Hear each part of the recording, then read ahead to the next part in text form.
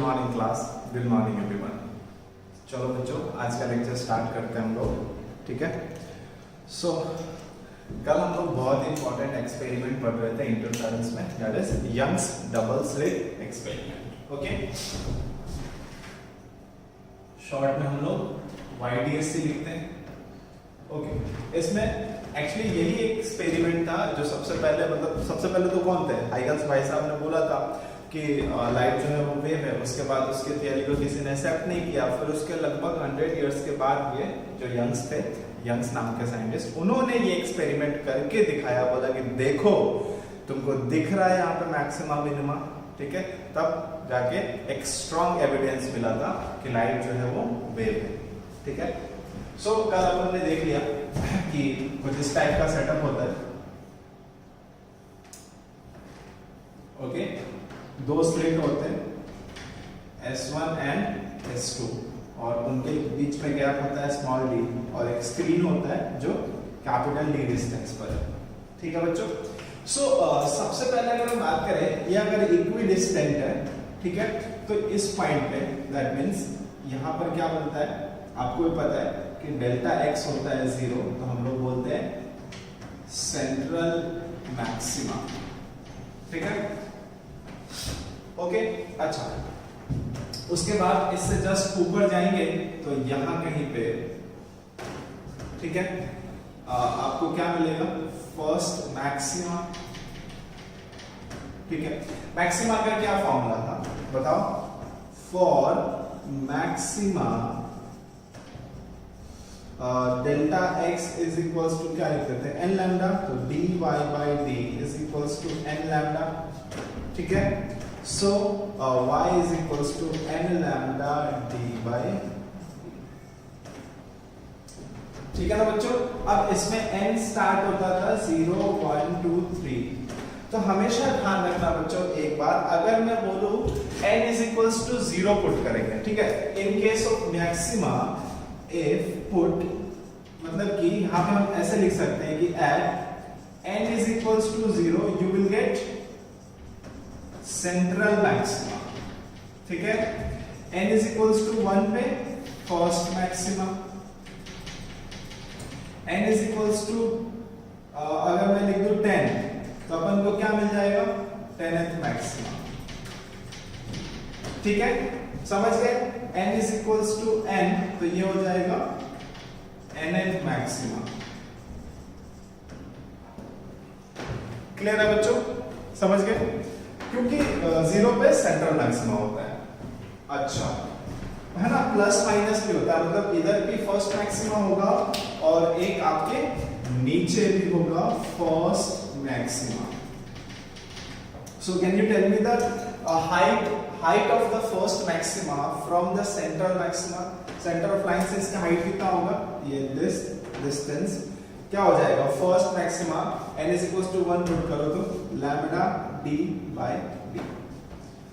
all right, चलो उसके बाद अगर हम बात करते हैं, यहाँ कहीं पे second maxima होगा और यहाँ कहीं पे third maxima। तो the height of second maxima ये all right, that is 2 lambda d by d, 2 lambda d by d। Clear है बच्चों, सिमिलरली नीचे भी होगा।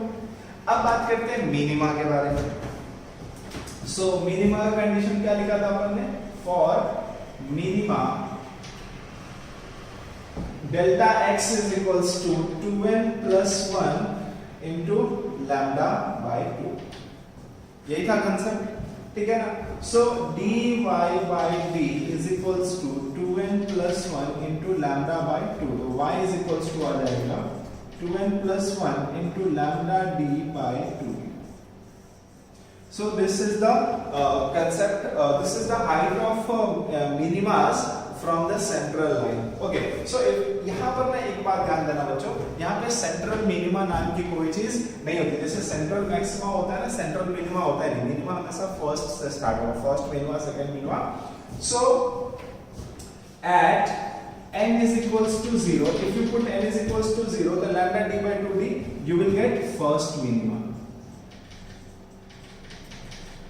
ठीक है, n इज इक्वल्स टू 1 पे क्या मिलेगा आपको, सेकेंड मिनिमा। ठीक है, n इज इक्वल्स टू अगर मैं 9 पुट करूं तो क्या मिल जाएगा आपको, 10th मिनिमा। तो ये जो कंडीशन है ये आपको ध्यान रखना, n is equals to n पे nth मिनिमा नहीं मिलेगा।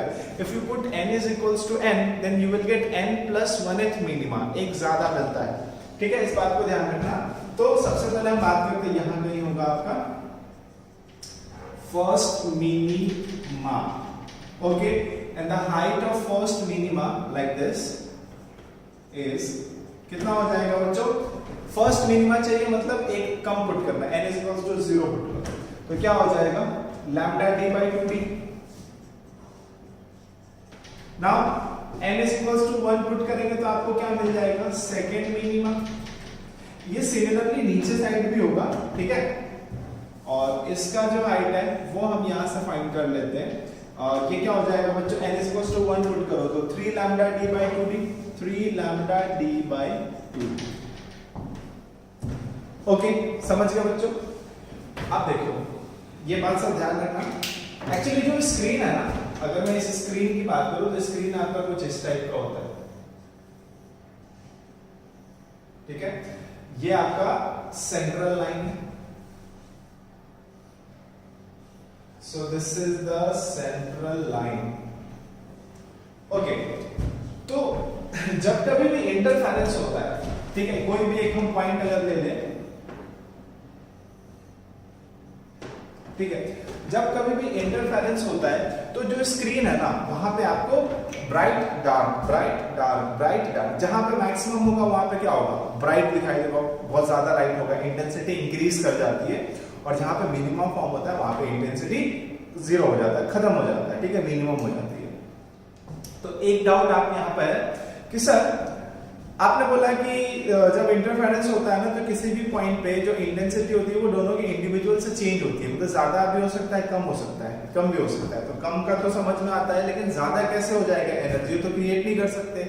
तो बच्चों इंटरफेरेंस में कोई एक्स्ट्रा एनर्जी कहीं से नहीं आती है, वो एनर्जी का रीडिस्ट्रीब्यूशन होता है। देखो जहां पे मिनिमा फॉर्म हो रहा है तो वहां से एनर्जी गायब हो रही है, तो वो एनर्जी तो कहीं तो जाएगा ना, तो वो मैक्सिमा को मिल जाता है, इसलिए मैक्सिमा पे एनर्जी ज्यादा होती है। एनर्जी ज्यादा होती है दैट मींस इंटेंसिटी ज्यादा होगा, इंटेंसिटी ज्यादा होगा तो ब्राइटनेस ज्यादा होगा, वहां पे ब्राइट दिखाई देगा आपको।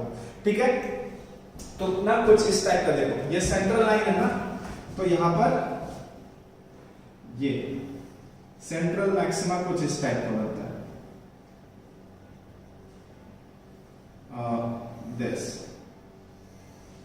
this is the central maxima। ठीक है, सेंट्रल मैक्सिमा के जस्ट ऊपर क्या बनेगा, फर्स्ट मिनिमा, और नीचे भी। ठीक है, ये बन गया आपका फर्स्ट मिनिमा।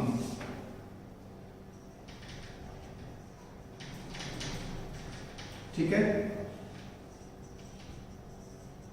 थोड़ा सा समझ लो, एक बार समझ जाओगे कोई दिक्कत नहीं होगी। फर्स्ट मिनिमा के बाद क्या बनेगा,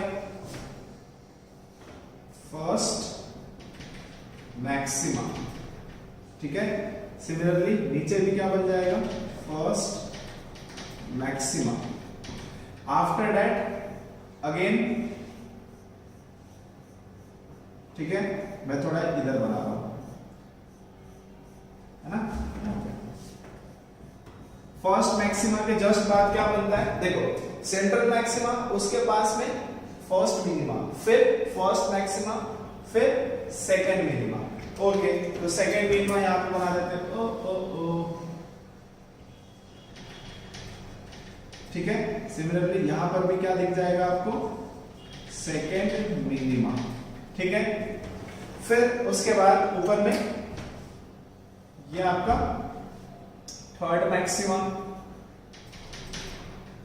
ऑलराइट, थर्ड मैक्सिमा के बाद यहां पर क्या बन जाएगा, थर्ड मिनिमा। ठीक है, समझ गए बच्चों। तो यहां पर ना एक्चुअली ये जो सेंट्रल मैक्सिमा है ना, ये एकदम ब्राइट होगा, कुछ इस टाइप का स्पॉट दिखाई देगा। चलिए मैं आपको दिखाता हूं, वैसे मैंने पीडीएफ में दे ही दिया था, आप लोगों ने देख लिया होगा। है ना, कुछ इस टाइप का दिखाई देगा। आई थिंक आपको दिख रहा होगा, है ना। यहाँ पे देखिए ये सेंट्रल लाइन है, सेंट्रल लाइन पे जो सेंट्रल मैक्सिमा बन रहा है ये देखिए ब्राइट है, तो ये मैक्सिमा है। एक्चुअली जहां पर मैक्सिमा बनता है वहां पे एक ब्राइट स्पॉट होता है, ठीक है, एक स्पॉट होता है, ये यहाँ पूरा ऐसे ब्राइट रहेगा, ठीक है, और इसके जस्ट ऊपर ना डार्क दिखाई देगा। यहाँ पे देखिए ये ब्राइट है और ब्राइट के जस्ट ऊपर डार्क है, ठीक है, फिर ऊपर ब्राइट फिर डार्क, ठीक है ना। तो ये ना एक बैंड बन जाता है, दिस इज बेसिकली बैंड, इसको ना फ्रिंजेस बोलते हैं। क्या बोलते हैं? ये सब है ब्राइट फ्रिंज। कहां पे फॉर्म होगा? मैक्सिमा, ठीक है, और डार्क फ्रिंज कहां पे बनेगा? वो मिनिमा पे बनेगा। क्लियर है? और सेंट्रल मैक्सिमा को क्या बोलते हैं? सेंट्रल ब्राइट फ्रिंज, ठीक है।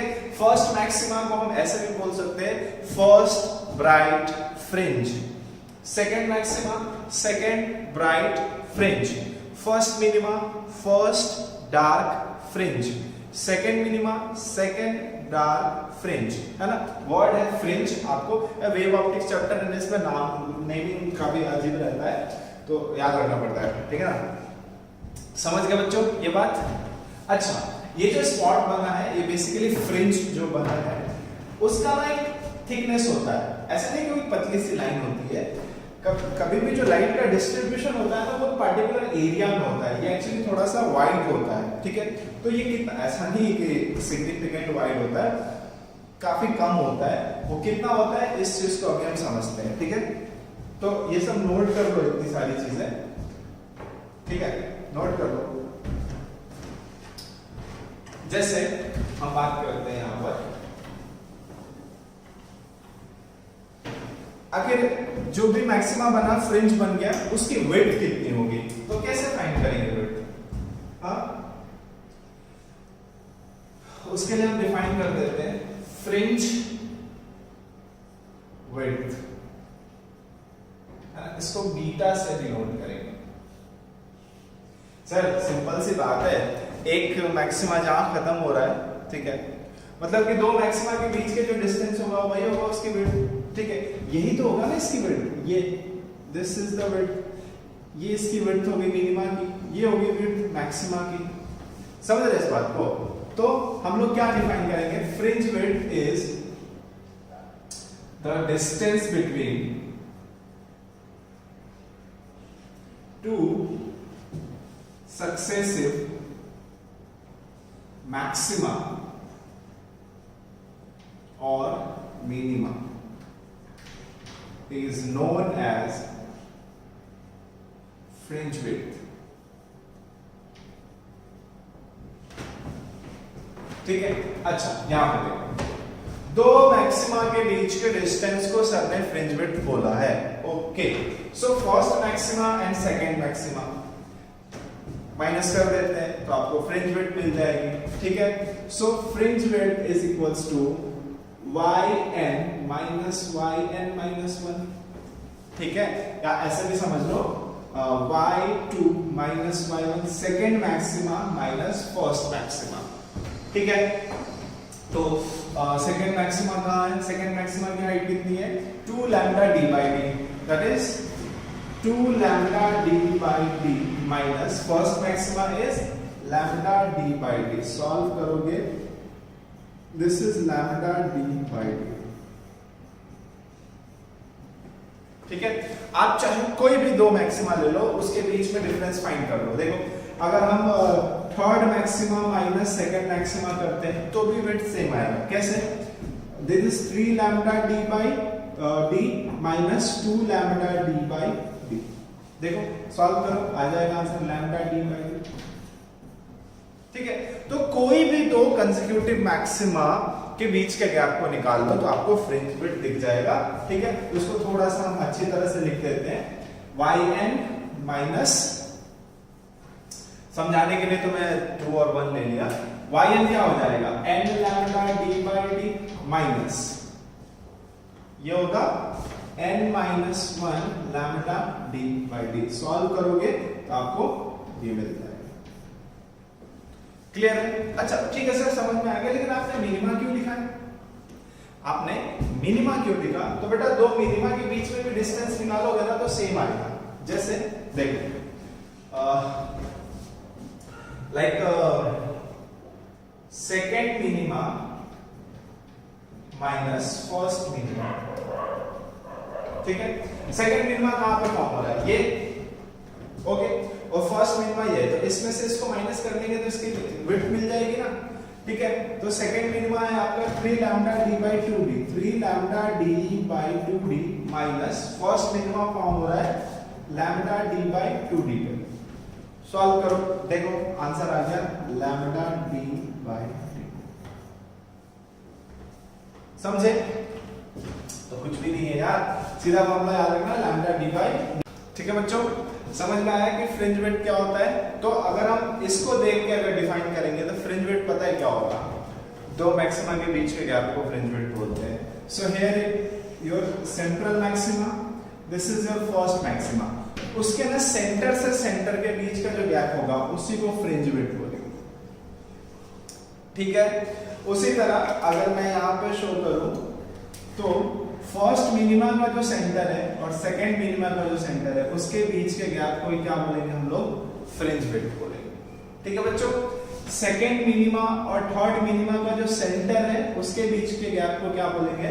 फ्रिंज विड्थ बोलेंगे। तुम लोग सोच रहे हो कि सर डायरेक्ट इसको क्यों नहीं लेते, ये इसका फ्रिंज विड्थ क्यों नहीं है? तो देखो बच्चों, ये और ये बात एक ही है, ठीक है? इतना ही आएगा, लेकिन सेंट्रल लाइन से लेते हैं। फ्रिंज का जो सेंटर होता है ना वो सबसे ब्राइट होता है। सिमिलरली मिनिमा जो डार्क फ्रिंज का जो सेंटर है ना वो सबसे डार्क होता है। तो जहां पर मैक्सिमम इंटेंसिटी होती है ना उसी लाइन से हम लोग रेफरेंस लेते हैं। ठीक है?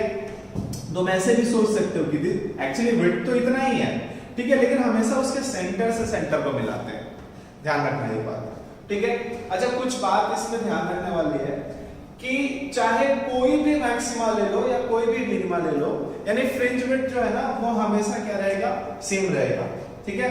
ऐसा नहीं है कि यहाँ पे फ्रिंज विड्थ ज्यादा हो गया, ऊपर गया तो फ्रिंज विड्थ कम हो गया, नहीं। तो यहाँ पे नोट करके हम लोग लिख सकते हैं, सो फ्रिंज विड्थ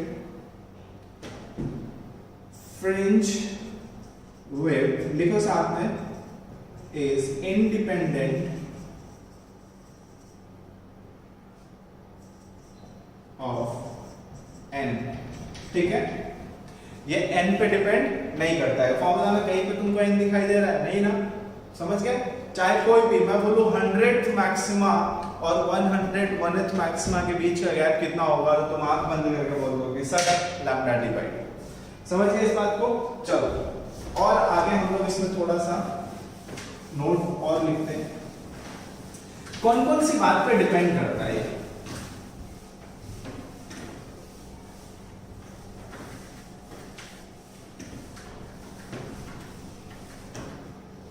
जैसे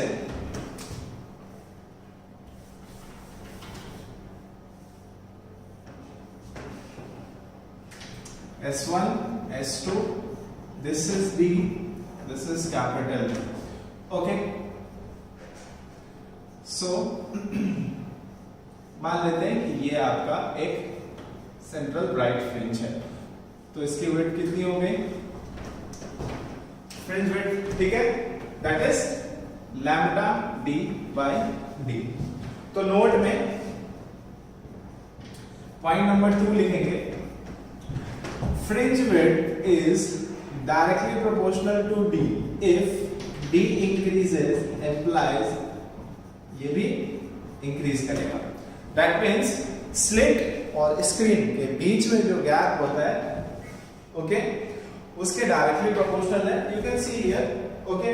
तो अगर आप जितना स्क्रीन दूर ले जाओगे ना फ्रिंज उतना उसकी विड्थ उतनी बढ़ जाएगी, ठीक है, उतना वाइड बनेगा ये, ठीक है।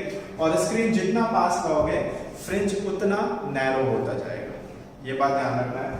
अच्छा, point number 3, fringe width is inversely proportional to d, ठीक है। दैट मींस दोनों स्लिट के बीच में जो गैप है ना उस पर भी डिपेंड करता है। If d increases fringe width decreases। ठीक है, प्योर सिंपल मैथमेटिक्स है, कुछ ज्यादा एक्सप्लेन करने की जरूरत नहीं। हाँ एक चीज और, सबसे important point, fringe width is directly proportional to lambda। That means ये वेवलेंथ पे डिपेंड करता है। जिसका वेवलेंथ ज्यादा होगा उसके जो फ्रिंजेस बनेंगे ना वो ज्यादा वाइड बनेगा। ठीक है, उसका विड्थ ज्यादा होगा। समझ रहे इस बात को, ध्यान रखना। तो अगर मैं पूछूं बताओ कौन से कलर का सबसे ज्यादा वाइड फ्रिंज बनेगा, तो आप बोलोगे सर रेड कलर का जो मैक्सिमा होगा या मिनिमा होगा उसके फ्रिंजेस की width as compare to blue colour ज्यादा होगा, because the fringe width is directly proportional to lambda. अच्छा, एक ना इस पर बहुत ही अच्छा क्वेश्चन आएगा, implies beta depends on medium पे भी डिपेंड करता है। जैसे अब सपोज कर दो तुम जो ये YDAC सेटअप एक्सपेरिमेंट कर रहे हो, तुमने अभी रूम में किया, एक लैब में जाके रूम में किया, ठीक है, तो एयर में परफॉर्म कर रहे हो, तो तुमको फ्रिंज विड्थ मिल गई, मान लेते हैं कि 2 mm उसका विड्थ है, मान लेते हैं। अब तुमने क्या किया, उस पूरे सेटअप को उठा के पानी में डाल दिया, ठीक है, फुल्ली वाटर में सबमर्ज कर दिया। अब तुम एक्सपेरिमेंट कर रहे हो तो तुम्हारा मीडियम चेंज हो गया ना। Now the surrounding medium is not air, it is now water. ठीक है, देन क्या होगा, तो आपको भी पता है, हटा दो मैं इसको थोड़ा सा।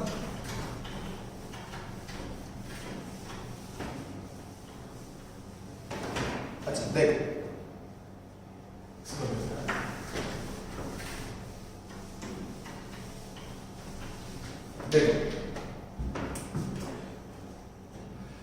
we know that, ठीक है, lambda is inversely proportional to mu, बताया ना तुमको ये। Okay, so lambda in medium upon lambda in air is equals to क्या हो जाएगा, म्यू ऑफ मीडियम। ठीक है, mu is the refractive index of medium. Water ले सकते हैं, कोई भी ले सकते हैं, और एयर का तो 1 होता है। समझ गए? So lambda of medium is equals to lambda, कुछ गलत कर रहा हूं क्या? हाँ, ये 1/म्यू होगा ना बच्चों। So this is lambda air by mu. ठीक है, so if YDAC is performed in air, then इस केस में फ्रिंज विड्थ क्या हो जाएगा, that is lambda of air into d by d। ठीक है, अच्छा, if YDAC is performed in a medium of refractive index mu, then क्या होगा, उस केस में लैम्डा चेंज हो जाएगा, this is lambda of medium into d by d। बाकी डायमेंशन को चेंज नहीं कर रहे, उसके बीच में जो गैप है वो सब वैसे ही रहेगा, सिर्फ और सिर्फ मीडियम चेंज कर रहे हैं। So we can write lambda medium को lambda of air upon mu into d by d। So ठीक है, सो ये बेसिकली m अच्छे से लिख देता हूं, ठीक है, in medium is equals to what is this, fringe width in air, so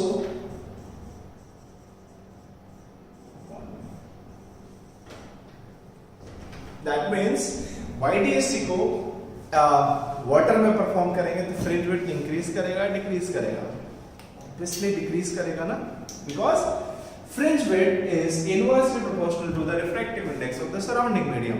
clear है बच्चों? ध्यान देना, ये बहुत इंपॉर्टेंट चीज है। 4 मार्क्स के क्वेश्चन यूं आ जाएंगे इस पे, पता है, हमेशा आता है इस पे क्वेश्चन अगर आएगा तो। ठीक है, वैसे भी वेव ऑप्टिक्स चैप्टर में मोस्टली अगर क्वेश्चन आने के चांसेस है तो YDAC से ही आता है। ठीक है, 70% ये चांस है कि YDAC से क्वेश्चन आएगा। ठीक है, समझ गए फ्रिंज विड्थ के बारे में। अच्छा एक और छोटी सी पॉइंट है जिसको बोलते हैं एंगुलर फ्रिंज विड्थ, ठीक है, ये सब नोट कर लो। एक और चीज डिफाइन किया गया जिसको बोलते हैं एंगुलर फ्रिंज विड्थ। नाम से ही क्लियर हो रहा है, एंगुलर फ्रिंज विड्थ, इसको ना ऐसे थीटा बीटा से डिनोट करते हैं। ये बेसिकली क्या है, it is the angle subtended by a fringe at the center of slit।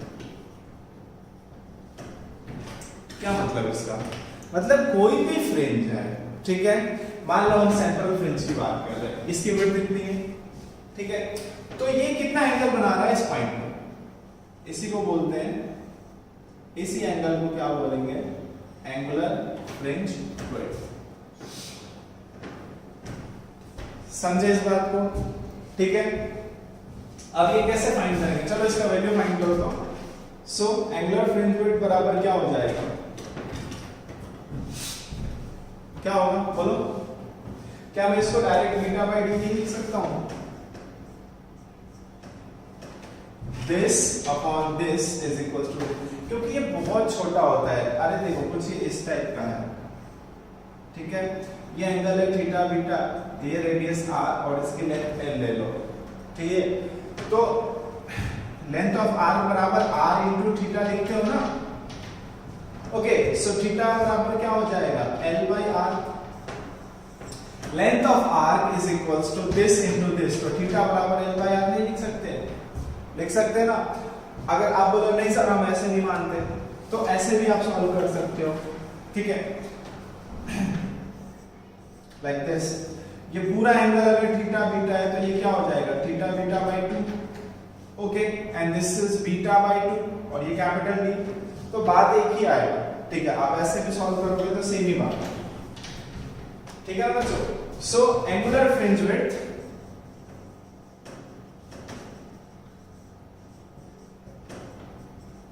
Theta beta is equals to होता है क्या, देखो ये होता है lambda D by D, D D cancel हो जाएगा, this is lambda by D. क्या डिफरेंस हुआ, डिफरेंस ये हुआ कि एंगुलर फ्रिंज विड्थ इस डिस्टेंस पर डिपेंड नहीं करता है, इसमें देखो कहीं पे कैपिटल डी है नहीं, so it is independent of distance of the screen from the slit plane, okay, it's only depends on the wavelength, ठीक है, ये मीडियम पे डिपेंड करेगा और स्मॉल डी पे डिपेंड करेगा। What is small D, the distance between the slits, clear है बच्चों, दैट मींस अगर हम इस YDSC को एयर की जगह वाटर में परफॉर्म करेंगे तो fringe width will decrease as well as angular fringe width will also decrease, ठीक है, तो ये बात भी आप लोग ध्यान रखना, इसके नीचे नोट करके लिख सकते हो कि angular fringe width will also decrease with medium, ठीक है, समझ गए। तो चलो अब वक्त आ गया कि थोड़ा उसको प्रैक्टिस किया जाए, ठीक है, तो चलो 2-4 क्वेश्चन सॉल्व करते हैं, फिर मैं आपको आज होमवर्क दूंगा, आपको ट्राई करना है, ओके।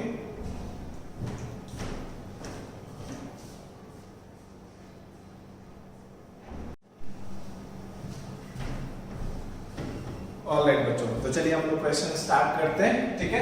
ऑब्वियसली पहले हम लोग कॉन्फिडेंस बूस्टर क्वेश्चन सॉल्व करेंगे। फर्स्ट क्वेश्चन क्या कह रहा है देखते हैं, बोल रहा है कि YDSC सेटअप एक हमारे पास ऐसे रफली हम लोग YDSC सेटअप बना लेंगे, this is S1, this is S2, D and capital, इतना तो आपको कर ही लेना है हमेशा। कौन सा लाइट यूज कर रहे हैं उसका वेवलेंथ गिवन है, स्क्रीन का डिस्टेंस कितना गिवन है आपका 1 मीटर, ऑलराइट। बोल रहा है कि 10th ब्राइट फ्रिंज मतलब 10th maxima is located at 12 mm from the central maxima। अच्छा, सेंट्रल मैक्सिमा यहाँ पे बनेगा, ठीक है, सेंट्रल मैक्सिमा से 10th मैक्सिमा कितना ऊपर है, 12 mm ऊपर है, मतलब यहाँ पे मान लेते हैं आपका क्या बन रहा है, 10th मैक्सिमा फॉर्म हो रहा है, ठीक है। So this is height is given that is 12 mm, okay. Find the slit separation, आपको d का वैल्यू फाइंड करना है। भाई साहब बहुत सिंपल है, we know that for 10th maxima y क्या हो जाएगा, n lambda d by d होता है। ऑलराइट, सो 12 into 10⁻³ है ना, यूनिट का ध्यान रखना, n का हो जाएगा 10, lambda is 5893 into 10⁻10 capital D, और यहां से सॉल्व करोगे तो आपका D का वैल्यू आ जाएगा। सिंपल। चलो सेकंड सॉल्व करते हैं। ऑलराइट बच्चों, सेकंड क्वेश्चन में क्या हो रहा है, आंसर बता दूं क्या, इसमें D क्या है? हाँ चलो लिख देता हूं, 0.49 mm, 0.49 mm। ओके चलिए, सेकंड क्वेश्चन कह रहा है कि YDSC small d is given, lambda is given, capital D is given, find। कुछ नहीं, lambda d by d, just put the value 6000 capital D1 upon small d कितना है 0.2 into 10⁻²। Solve करो तो कितना आता है, 3 mm आना चाहिए मेरे हिसाब से।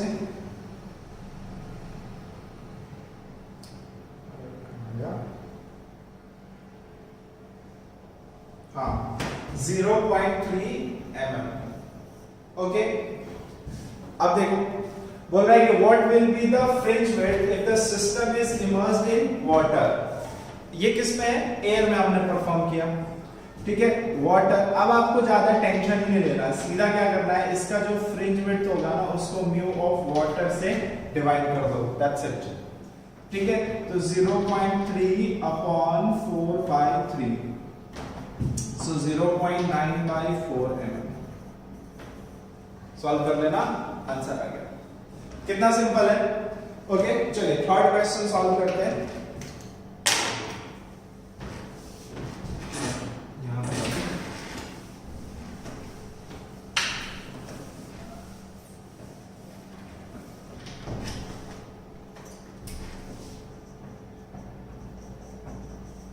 In YDSC, wavelength is given, small d is given, capital D is given. Calculate the angular position of the 10th maxima. Okay.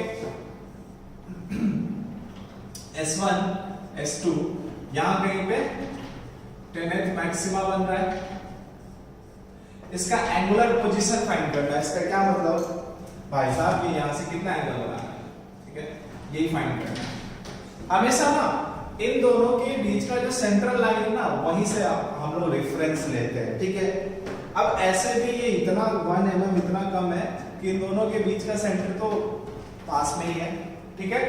तो हमको क्या लिखेंगे, यहाँ पे ये y फाइंड कर लेते हैं, this is what, capital D, हम लोग लिख सकते हैं tan theta is equals to y by d।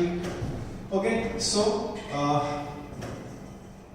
tan theta y क्या हो जाएगा, 10 lambda d by d into d, ठीक है, d d cancel, so tan theta is equals to 10 into lambda का वैल्यू कितना है 5000 into 10⁻10 अपॉन d है आपका 1 into 10⁻3, तो 3 3 6 और 7, तो 5 into 10⁻3 हुआ।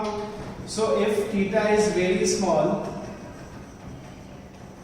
अच्छा मैं ऐसा क्यों बोल रहा हूं, क्योंकि यहाँ पे मुझे क्लियर दिख रहा है कि d is less than d, ठीक है। 1 mm is very less than as compare to 1 metre, ठीक है। सो दैट इज व्हाई ये इतना दूर है इसके कंपैरिजन में कि ये थीटा हम बहुत छोटा मान सकते हैं। ऐसा थोड़ी है कि 1 किलोमीटर दूर जाके 1 मीटर 2 मीटर पे ये बन रहा है y का वैल्यू, नहीं। So theta is equals to 5 into 10⁻³ radian बोल सकते, ठीक है। क्लियर है, तो आई होप आपको समझ में आया होगा।